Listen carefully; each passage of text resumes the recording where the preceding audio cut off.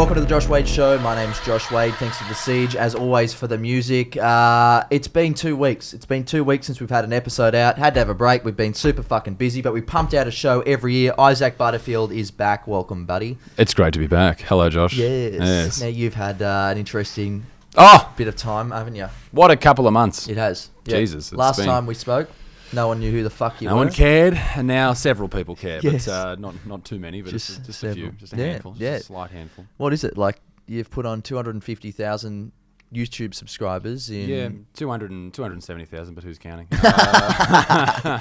In a couple of months, it's been quite crazy. Yeah. It's been very interesting to see the explosion. Yeah, and you've sold out, what, 10 shows? 10 shows, and there's a bunch that are looking like they're about to sell out as well. Tickets are still available at my website. Check it out. Yeah, yep. So now what? I don't know. I'm here. I'm on the Gold Coast, which is very exciting. And we've had a nice night last night when I had a few red wines and some sautéed beef, which was fantastic. Yep. And now we're heading to Toowoomba today. So, but mate, it's just a whirlwind. That's what it's been. It's just it's strange to see such a exponential growth over such a short period of time. But it's what I hoped for. Yep. And what I got. Now, you've got yourself, I mean, I'm sure heaps of people that are watching are your fans. I'm sure, hello. Hey, guys. You've got into I mean, listen, we got drunk the other night and we were sitting around watching one of your videos just after we got off the phone with you, and we were laughing so much, almost crying, once we realised how ridiculous your feud with cyclists has got, to the point where, I mean, you're getting a lot of abuse, you're getting a lot of... I get death threats. I get everything. It's crazy. Yeah. Like, it's just this whole weird, like, it's you versus... Like, I am their public enemy number one. Yeah, I know, but, like, what does it mean? It doesn't mean anything. It's I haven't actually said anything. I just said... All I've said in my videos is I don't like cyclists. And then they're just like, oh, what do you mean you don't like us? How dare you? It's hilarious. For what reason? Like, they're the easiest group of people to pick on. Because everyone hates them. If you're not one, everyone hates them. Yeah, so you've picked on cyclists, then you've gone on the project in New Zealand, which was great, because then you were able to rip that one apart as well. Which was hilarious as well. Why am I on the project? Well, everyone hates the project. Everyone hates the project. How was that experience? Because, I mean, it was I think we all know, we all watch the news and we know that it's, clearly cut up and, it's there to serve an agenda. When you're in that studio and you're going in there, you obviously know that they're going to ask, how long did the interview go for in real life? It was a weird setup. So they originally wanted me to fly to New Zealand and do a video with How to Dad. Let's give the backstory as to why you're on there. So I made a video about New Zealand, and the video was about, there's a guy called How to Dad who makes videos that are pretty, they're clean videos, that type of thing. And he's a big YouTuber in New Zealand. And he made a video about the differences between Australia and New Zealand. And they're all just like, Australia's a bit silly, it was they were nice jokes, very family friendly sort of jokes. And he's sort of like quirky little guy. Well, not a little guy, but he's a quirky guy. Yeah. And I saw that as a perfect opportunity to be a huge pig. And that's what I did. Yeah. And the New Zealanders did not like that. Well, not really. I think most of them liked it. Most of them were fine. It's the same as if people made fun of Australia. You go, oh, yeah, we are a bit like that. Yeah. You just laugh at yourself. Yeah. Some people in the comment section, though, I don't know if you actually saw them as you were perusing. But my perusal, yeah. Your perusal. That people were just calling it racist. If you actually watch the video, it's still on YouTube. They were calling it racist, and which is just outrageous. Like, and my whole point with I made a rebuttal video which went quite well as well, and more people saw that than the original one, and all these type of things. And then through that, I think the Daily Mail got a hold of it, a few other news websites, and then I got invited to come onto the project. They wanted me to go on and do a video with How to Dad. But your video had got censored, had been taken down for racism and hate speech. Yeah, from I missed Facebook. out on probably the most important part of the entire story. But it was removed. So I've had a few videos removed from Facebook, right? Now, that video went viral. It had about 100,000 views in about 2 hours, maybe. Yeah. Like, it was pretty. It was growing quite quickly. Yeah. And it was removed within 6 hours of being posted. Yeah. Now that's quick. Usually, if I've had a video removed, it's taken like a week. Yeah. Maybe 2 weeks to come down. Yeah. And basically, you wake up and you've been logged out of your account. And it says you've been banned for 7 days, 20 days, whatever it is. So ridiculous. It's like school. Yeah. It's like you've been suspended, Isaac. Yeah. You've been banned for 7 days, and we've called your mum. Mark's on the phone. Hello, mum. Hello, mum. Talking his robotic voice. Yeah. And so I got banned from 7 days. So that means I couldn't use my my personal account. So if a friend messaged me or whatever, I couldn't even message them back, that sort of thing. And you just leave me on red. Yeah, I've left so because I kept forgetting. So I'd get a notification in Messenger and I'd open it, and so many people got left on red for 7 days. A couple of people just said, "Oh, you just read my message and don't reply." Fair enough. Good on you. I was like, "Oh, fucking right, He's got 100,000 videos on a fucking video, and chill out." Yeah, he's a king. So that got removed, and then I made a rebuttal video about it getting removed. I made a couple of those, and sort of just because of the ridiculousness of the situation, like it was just obviously it was not a hateful video at all. Yeah, or racist at all. And I mean, my whole point in the rebuttal video was that the more you throw around terms like racism, hate speech, xenophobic, all these type of things, and same with sexism, ageism, ableism, all these words that people seem to in the media throw around or on the internet throw around just willy-nilly, the more you use them, the less impact they have, and the less chance you can actually call them out in real life. That you have. So that was my sort of point in that. So then the Daily Mail got a hold of it, the project in New Zealand got a hold of it, and they contacted me. They wanted me to fly over to New Zealand like the next day, and it was just going to be too hard with all these different types of things going on. So I ended up just recording a script that they wrote with the How To Dad guy, and that was all right. It was an okay video. It wasn't too outrageous or anything. It was just like sort of, I let them have the win there. Yeah. And then, so I go into... well, you got the bigger win in the end anyway. I got the bigger win in the end, but I went into the NBN studios in Newcastle where I live. Yep. Not at the studios, but near there. Yep. And I went into the newsroom. I've never been to a newsroom before. It was quite interesting. There was like, your nightly news. There was like 50 people sitting around a big table. Everyone had 2 computer screens, and they're all typing away and going like that. And I was like, oh wow, this is really interesting to be in here. And I thought I was going to go into the newsroom. I didn't go in the newsroom. I went into the weather room, which was a tiny room, like it was like a toilet size. Yep.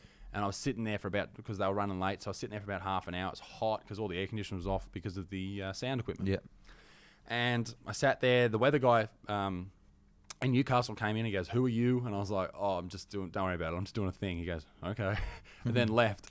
And then eventually they came through. They asked me some questions.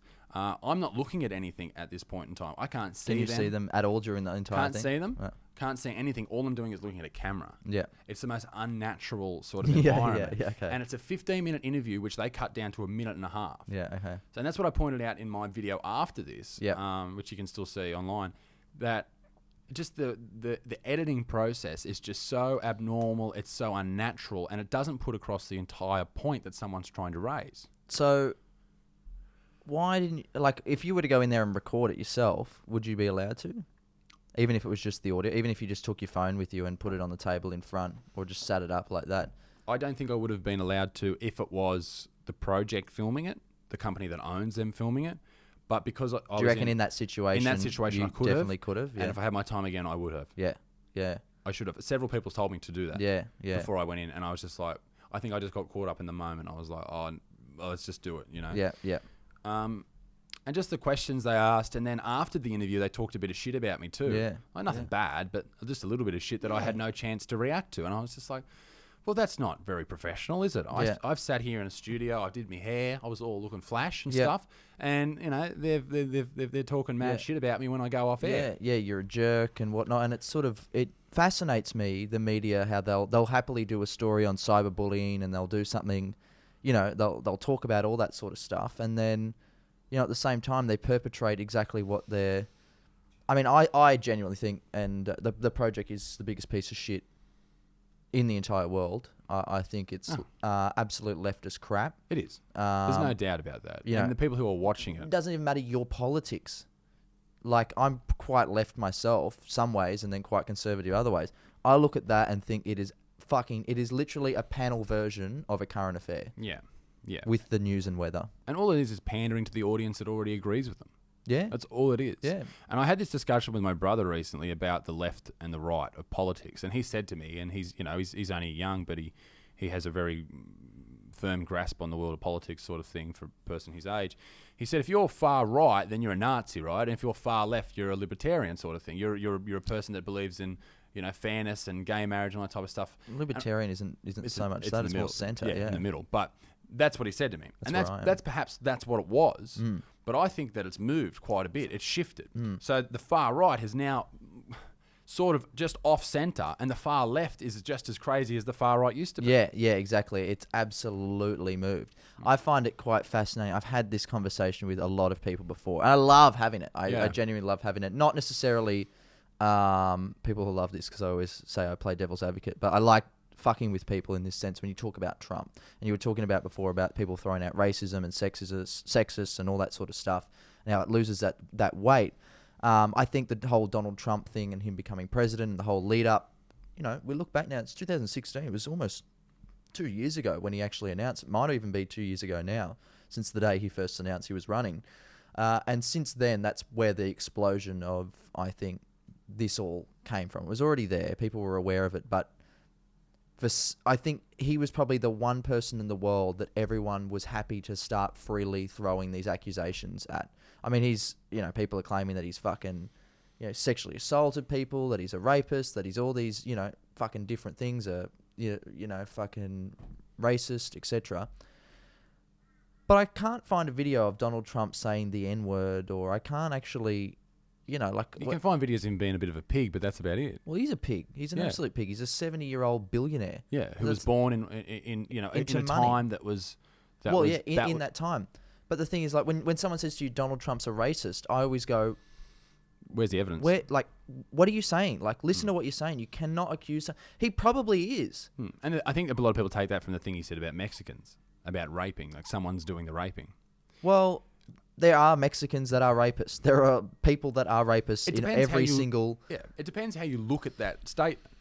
You could look at that statement and say... Well, it's an outrageous statement. It's an outrageous statement, but that's how his whole platform worked. He spent half the amount of money in the election race than Hillary did. Yeah. Just because he got all the media attention because he kept saying outrageous things. It's so smart. But the thing is as well, like him talking about the wall, that's the conversation I had with my mate Matt the other day. I'm sitting there and he's like, he's a racist. I said, why? I said, what have you got? Like, I don't like Donald Trump, but what, you can't call him that. You can't just say that. And he's like, well, he's like, he wants to build a wall.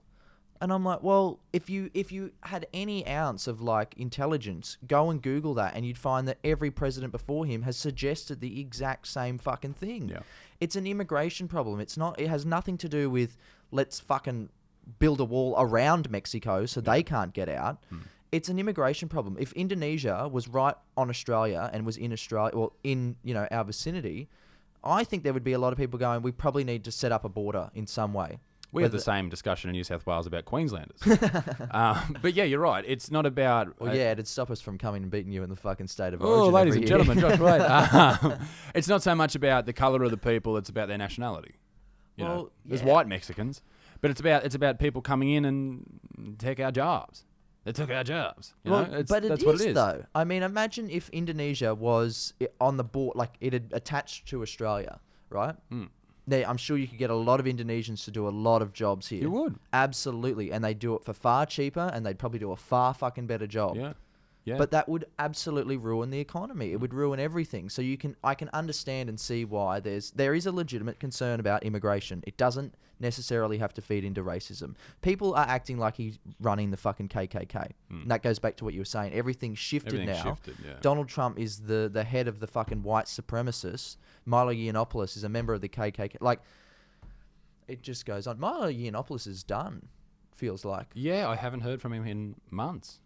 He was putting out a lot of content on Facebook, and now I've just seen him maybe he's just taking a break. I don't know. Well, no, he started a subscription, his daily podcast thing like InfoWars, and I'm fairly certain it has something to do with Alex Jones or someone that Alex, because it's the same setup. It's they're running a very similar operation, and Milo's appeared quite a bit on Alex's show ever since he started his show. But yeah, he started a subscription service and for his show. But I think he should have just live streamed every day from. Yeah, keep building that brand that he's doing. Keep it making bigger. Like he was the antagonist. He was the devil, and he was winning.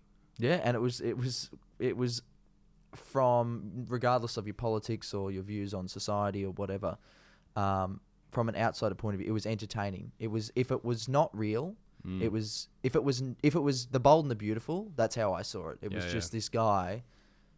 I think one of the places he went wrong was when he apologised for the child sexual assault sort of thing that he was talking about. Yeah, I don't know if you recall. Like, he made a joke about he enjoyed it as a child or something like that. Yeah, it was a fucked up. It was a fucked up joke. But he's a fucked up. Like Yeah. it's not the first time that he says not that particularly, but That's his character to That's- say yeah, things like that. yeah. I was Outrageous surprised things. that he could have played that off like a Trump sort of play off. He just went, yeah, I did. I said that was a joke. Get over yourselves. yeah. You know what I mean? Like, I don't know. It obviously did enough to him Yeah. that either someone's probably strongly suggested, like, I guess that's what happens when money gets involved. Yeah. Because he's making a lot of money. yeah, And someone who's behind the scenes saying, Yeah. listen, you need to apologise. Yeah. Yeah. I always think apologising is the wrong move. mm, Depending on what you say, of course. yeah, Like, we all say fucked up things well, I don't. I'm a gentleman. But we all say fucked up things in the privacy of... Have you seen Kramer? The video of Kramer at the at Laugh the Factory? Laugh Factory? Yeah. That's insane. Yeah. Go look that up if you haven't seen it. Just Yeah. go watch. Just type in Kramer from Seinfeld. Yeah. No one even knows his fucking name anymore. Michael Richards. Michael Richards, yeah. He apparently he was coked out of his brain Yeah. that night. Yeah. And he went to the Laugh Factory after a set at the Comedy Store or something like He that. had a bad night. Had a bad night and then just went on a racial tirade. Yeah. And that was racist. That was extreme. Like that If was. you want to see racism, Yeah. that's it. Yeah. And did you see like a couple of nights later the apology he made on David Letterman? No. So Jerry Seinfeld went on David Letterman as sort of a, fuck, I need to come in and save the day. Yeah. And yeah, it's the weirdest interview because obviously David Letterman back in the day, I loved watching David Letterman. I thought he was a cunt, and I laughed at it because he would make fun of someone to their face if they needed it, if they deserved it. I'll never forget the time. Remember when Paris Hilton went to jail? Yes. Do you remember how Yeah, I do. that was a really That was massive. That was like worldwide news. that was like, and her, I remember the vision of her coming out. Like they had helicopters following her, and then when she came out, she walked down the thing and ran to her. Anyway, she did her first interview, and it was with David Letterman, and he wasn't supposed to talk about her time in prison, and he made the whole interview about her time in prison. I think he made her cry, which is awful, but America wanted to see it. I don't know how I got onto that. No, but I think that's important. Like, you wouldn't see that from the media today. If you're a personality and you've done something, or you've asked a media interview not to question something, then they won't do it. But people want to know. Did you hear about? I just saw this this morning on Facebook. You know that Smallville star, the one that they were running that sex cult. Yeah. Yeah. Do you see about this? No. No. Okay. There was a female actress. I forget what her name is. I never watched Smallville, but her and her husband were running this sex cult for like self-help. Not self-help, like helping women empower themselves or something like that. That was what the group was, but it was actually It was a sex cult. Yeah, it was, and they were branding these girls and they were trafficking them around. Oh, wow. And she went to, she got convicted of it. He got convicted of it, and they went to, I think they're going to jail for it. But the thing that the media wasn't reporting on, this is what this video was about, was that most of it was about child trafficking as well. Oh, fucking. Yeah, and there was like, why isn't the media talking about that element? Like they were talking about, she got a few girls in and got them branded, and they were in a sex cult. Same with the R. Kelly thing. Yeah. Like R. Kelly's stories, That's fucked. it's fucked. It's like, how is this guy not fucking locked up? Locked up on the fucking on death row. Like really.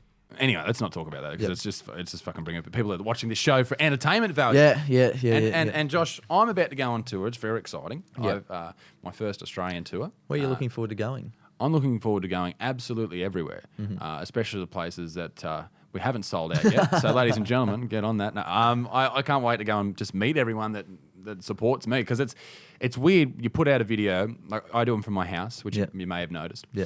Because I do it in my living room. I'm about to move house too, so that's going to really change up the dynamics. It's going to be like a whole new season. Are you going to have a room and a studio and? We got something in the works that's going to blow people's minds. Maybe I don't know. Probably not. You probably just go, oh, cool, and then move on with your life. You got a better camera. Nice. Yeah, Anyway, nice. Yeah, cool. wasn't funny. You cleaned your lens. Good stuff.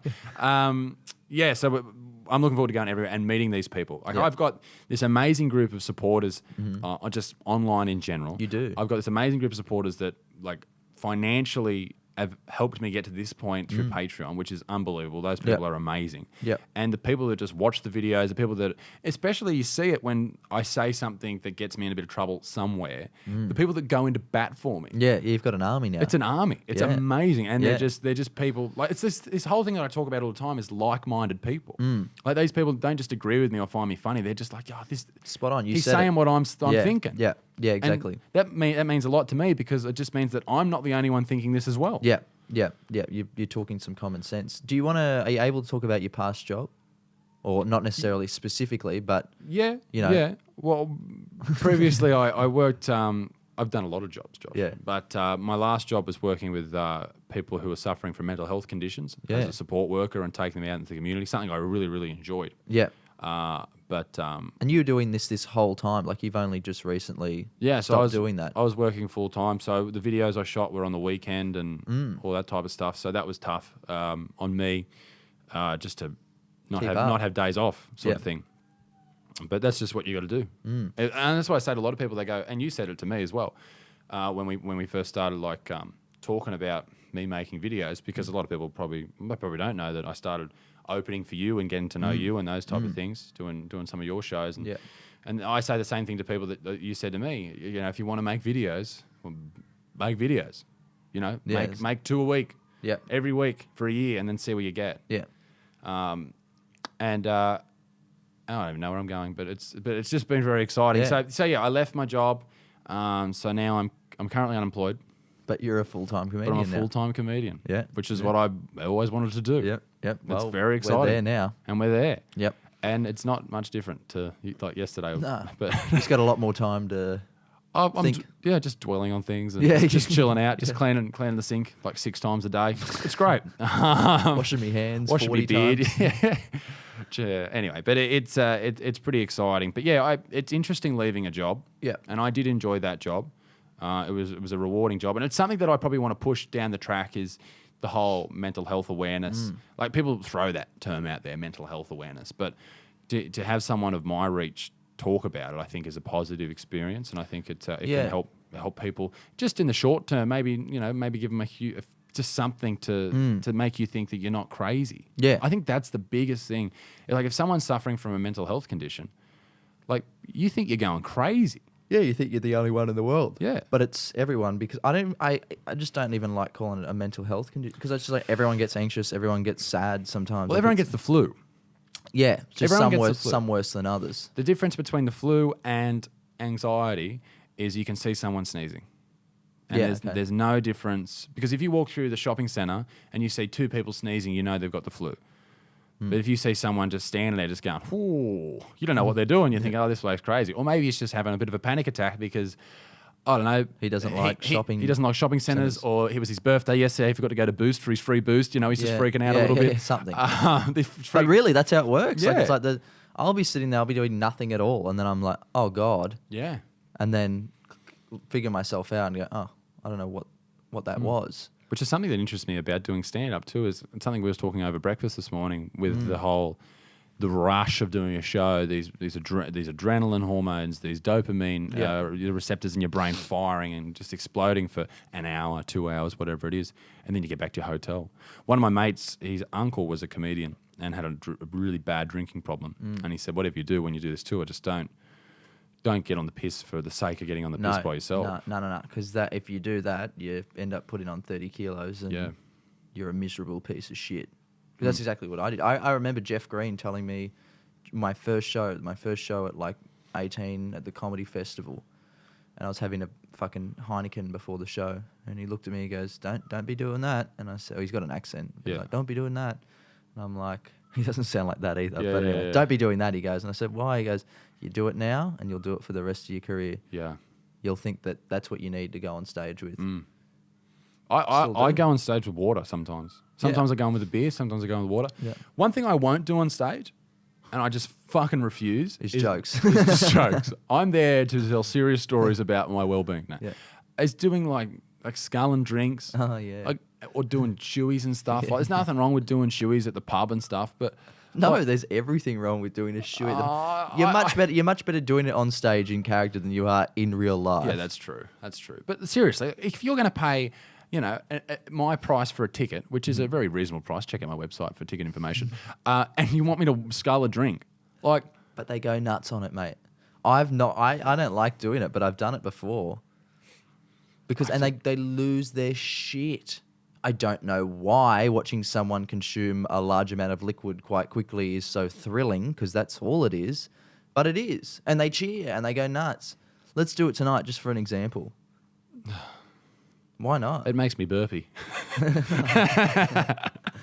the I don't reasons mind. of health. We used to do it when I played footy. We used to, if you got an award after the game for best player, Yeah. which I obviously got all the time, you'd have to scull a beer, and What though? you'd walk up, you'd hug the coach, and then jack him off, and then jack him off, and that was and then weird you'd- because it was my dad for a while. But you'd give a bit of hug, you'd hug the captain and the coach, and because it was a loving experience, and Yeah. and then you'd scull a beer. Yeah. And that feeling of just playing a game of footy for 80 minutes and then sculling a beer on no food or anything like that is just the worst. You just the thing that used to get me, especially in the middle of winter, was the cold on the back of your rear molars. Just this intense pain, and you're just sitting there just going, just fucking just trying to get through the next 30 seconds of your life until it goes away like an ice cream headache. Yeah. But that's what we did.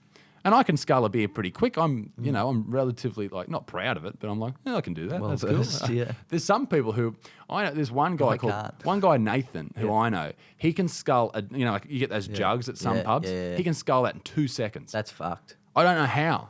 No, there's actually like a thing out there's a technique where people can just open up their esophagus and it just goes straight down without them having to swallow. It just goes straight down. Which is it's not a great lot of porn asset to stars have. can do Yeah, it. it's not a great asset to have as a dude playing footy. But if you're Well, it's probably a great asset to have if you're a dude playing footy. Hey, there you go. Had to piss off an entire. Piss them off. Nah. I've got a couple of rugby league jokes in my act, and I had one of the Knights players at a gig the other night, and I said the joke. It's a rape joke, obviously, and I looked straight at him, and everyone looked at him because they all knew he was there, and he laughed. Well, it was all right. Yeah, nervously. Yeah. See, the thing, we had a conversation on a podcast a couple of episodes ago about, these rape jokes and all these sort of things, and where do you draw the line? I don't think you draw the line anywhere. I think making a joke about people that get raped is not right. Yeah. Absolutely. It comes back to intent, and you've spoke about that before in videos. Intent's the most important thing. And there's no excuse for bad comedy. No, it's like making a joke about the Catholic Church. Yeah. It's an easy joke to make, and we're making a joke at the expense and the exposure of priests. Yeah. You're not making a joke about someone that's a victim of that fucking awful crime. It comes back to intent. Do you draw the line anywhere? No, I don't think you draw the line anywhere. I think, as I said, there's no excuse for bad comedy. Harvey Weinstein was fucking outed. Well, everyone knew, but if it wasn't for Hannibal Buress really making it a public thing, then Comedy is a social a commentary. Bill Cosby it wasn't. Yeah, it was Bill Cosby. Yeah. I don't know how Harvey got in trouble, but just being a pig for a while. Yeah, wild. Just oinking for some time. He was born looking Everything like a pig. caught up with him. Yeah. I don't think you draw a line anywhere. As I said, there's no excuse for bad comedy, but you've got to test the waters. You got to know if this joke works or this joke doesn't. Yeah. And how do you do that if you're terrified of offending people? I've got a new bit about starving African children, which is horrible, and it doesn't punch up; it punches down. Yeah. But it's the thing is, it's said in jest. You're at a comedy show. I'm there to make you laugh at horrible things. Yeah. And my friends and my family, we all laugh at horrible things. So if someone's going to come to my show, I'm going to try and make you laugh at the most horrible thing. Yeah. To make you I want at points in my show for you to go, oh fuck, that's hilarious. But why?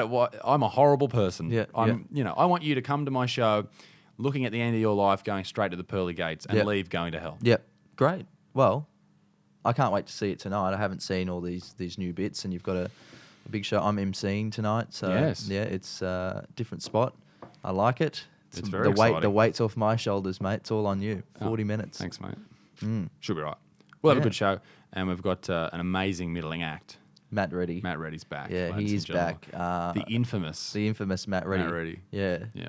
Yeah. There's Can't some- talk about him on No, the podcast, though. no, that's all you're going to get. But well, if you want to buy tickets to If I haven't sold it to you already, give your fucking plug. ladies and gentlemen, The Bad for Your Health tour is going all around the country, and it is going to be one of the most amazing comedy shows this month. And I think you should definitely buy tickets because they're selling quite quickly. So jump to my website or go to my Facebook page. You can find all the information there. I'm going all around the country and perhaps other parts of the world. But we'll tell you about that soon. Yep. Anyway, Joshua, thank you for having me on your podcast. Well, thanks it's for been coming a very on. quick podcast. It is. Is there anything else we need to talk about? I don't know. Is there anything you want to talk about?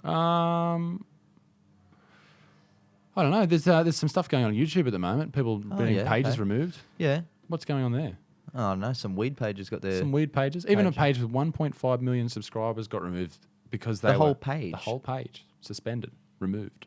Gone. Why? It's legal in every single state So in the US. I was watching Philip DeFranco's show this morning, and he was talking about perhaps the reason they were... What are you smiling at? I'm laughing because as soon as you said Philip DeFranco, my consciousness, my voice in my head went, "Sup, you beautiful bastards! You're having a fantastic Tuesday. My name is Philip DeFranco, and let's just jump right into it." If you put a playlist on Philip DeFranco and just like have each episode go down, just watch and go, "Sup, you beautiful bastards," and then click next, and it'll be like, "Sup, you beautiful bastards. Hope you're having a fantastic." It's the same thing, and he does it exactly the same, and his thumbnails are always like, yeah. That's something we can talk about. How amazing my thumbnails are. yeah. They are beautiful. They are like... How long does it take you to do something like that? 30, 40, 50 seconds. I just get them done because I think they have a nice aesthetic to them. Yeah, my they little do. thumbnails. They do. But they're just... What do you make them on? It looks like they're on paint, It but does. they're made on Photoshop. Oh, wow. Because I make the video, I'm heaps pumped about it getting out, and then the last thing I want to do is do the fucking thumbnail. Yeah. But I've got to do the thumbnail because that's what people see. Mm. So yeah, I might work on that in the future, or I might keep it the same. We'll see how we go. Right. Yeah. I don't know why those channels are getting taken down though.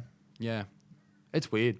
I got my silver play button, so it looks like mine's safe for now. But you're not even monetized. No, that's the thing. So to get monetized, you have to have, I think, 4,000 hours of views or 10,000 hours of views. You've definitely and done that. 1,000 subscribers. I've now got nearly 300,000 subscribers and well over 10, 15 billion views. No, billion, probably hours watched. A for lot, sure. a lot of hours. And YouTube said, "Oh yeah, we'll be monetized by the end of January. Oh yeah, we'll be monetized by the end of February. Oh yep, end of April." Still sitting here waiting. Yeah. Not that my videos would be monetized anyway, but it's just like, what the fuck are you guys doing? Yeah, yeah. What are they doing? How are they making money? Like, how can you? You were literally like number 2, number 1 on trending last week. Yeah.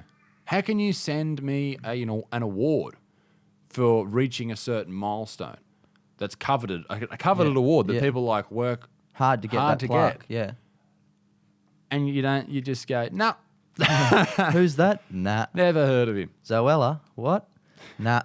I don't get it. But there's a lot of good YouTubers in Australia at the moment. It's an exciting time for Australians. There seems to be more and more. Yeah, yeah. Which is cool. I mean, when you were getting big on YouTube, you were probably one of the only ones, were you? Yeah, it was me, Alex Williamson, Neil, at the very start. Yeah.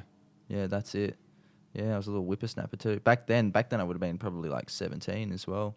Did you see the growth really quick, or was it a slower? Yeah, it was the same thing. But the thing is, this is what we notice with everyone that comes through. Each year, there seems to be another one that comes through the ranks, and they grow exponentially faster than the one before. Yeah.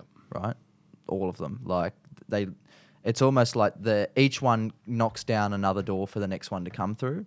So, do you know what I mean by when I say that? Yeah. Because at a time, what some people were making was viral, and then someone else would outdo that, and the next guy would come along and they'd be able to outdo that. And, you've grown really, really, really fast, but I absolutely guarantee there's going to be another one that'll come through that'll double your growth in that amount of time, and then someone will come after him or her. I think that's probably what Australia really needs right now is a strong female YouTuber. Yeah. And there are some, don't get me wrong, but they've all seemed to go to TV. Yeah, well, they just jumped pretty mainstream real quick. There was that chick in Newcastle, wasn't she? She was from Newcastle, or a radio host or something, and she was quite funny. I think her name started with a T. Oh yeah, yeah, she is very funny, but she stayed on the radio. What a fool! She was great, Tanya Hennessy. Yeah, yeah, she was really, really funny. Her videos were great. Yeah, I didn't really relate to the makeup ones. No, well, I didn't watch any. I saw a few. And from what I saw, I get why people loved it. Like there was ones, and she was really smart about the way she did it. She segmented jobs, and she did the thing about nursing, and then the thing about IT and that type of stuff. Really smart about her content and funny. But then she's now doing radio, I think, and I think she was doing it at the same time. She was already doing it. But that limits you to what you can do and say. Yeah, she should have left radio and just doubled down. Because this dude rang me. It's easy to say, but at the same time, everyone's going through that thing where like, we've got to leave our, like, I know you probably got a family to feed and blah, blah, blah. I don't know. She could have started her own fucking radio show online. It's where on a blog and a website and create her own brand out of that. There's a guy, a YouTuber in America, and he's like a self-help guy type of thing. I don't know if you've heard of him, Gary V. He does this. Who? Gallery V. Gallery V. I was watching one of his videos the other day, and he was just talking about when you cash out, sort of thing. Yeah. So you could cash out as a influencer, if you want to call it that, at 10,000 followers. Yeah. Or you could wait and cash out at 100,000. Yeah. Like, what's the smarter move? Yeah, you might have 10 grand dangled at you now, but you might have 100 grand dangled in a year's time. Yeah, exactly. I think the long-term game's better. And I think adapting. Definitely. So many people don't adapt. You got to move with the times. Yeah. And that's the one thing I want to do after this tour is I want to really, if I'm not working like a normal 9-to-5 job, I want to be producing as much content as possible. Yep. Putting out everything from a podcast to a Sunday night news bulletin. Yep. to my normal videos and stuff like that, and everything in between. And then by doing that, I hope to really take over the globe. I reckon for your Sunday night news bulletin, you should have this as your theme. I think it would work. Hold on, let me get the right one. You know this song?